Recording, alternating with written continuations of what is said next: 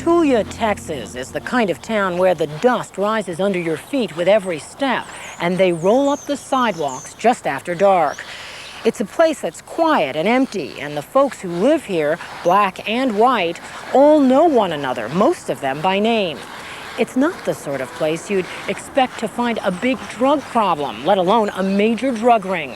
But tonight, you're going to hear about one of the biggest drug busts ever in this part of the world. So big, it changed the racial makeup of the town. Tulia, it seemed, had won its war on drugs. The police came at dawn. I was still asleep. And I answered the door, and there's two cops. I mean, everybody had guns pulled. I opened the door, and he said, "Billy, we got a warrant for your arrest." And I said, "Huh? For what?" They said, for a controlled substance. And they said, "Well, you have a delivery of a controlled substance." And I said, "To who?" And he said, "Well, the man you delivered the drugs to will be downtown." I was in my nightgown. They wouldn't let me put on pants. I didn't have on nothing. I didn't have no shoes, no socks, no shirt, just my boxers.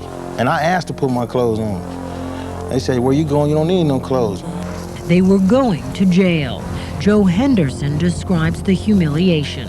He said, if I don't get my black, you know what, in the car, I'm gonna put you in the car.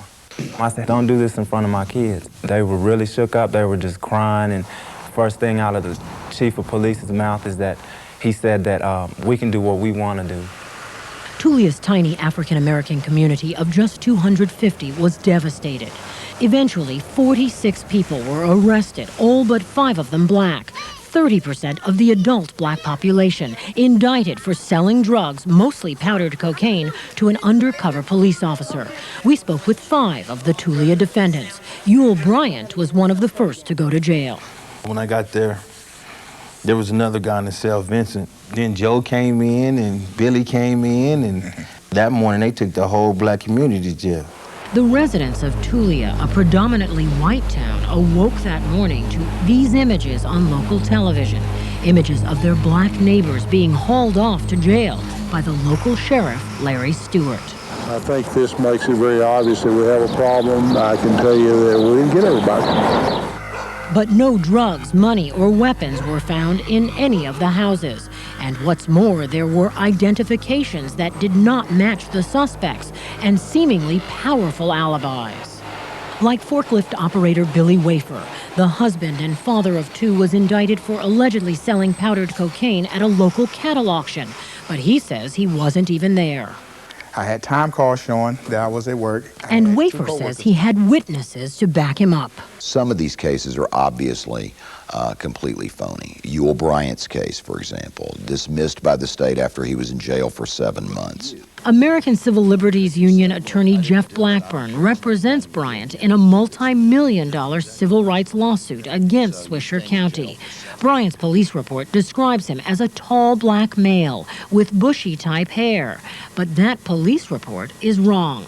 How tall are you? 5'6", 5'7". We also asked Bryant about his hair. You didn't shave it since that identification?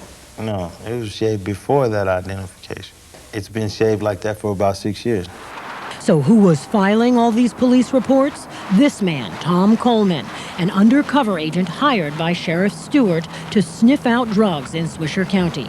Coleman, who was the central figure in the Tulia drug sting, would later prove a controversial witness. More on Coleman later. Some cases were dismissed, are still pending, or have resulted in probation. But Agent Coleman testified against every defendant who went to trial.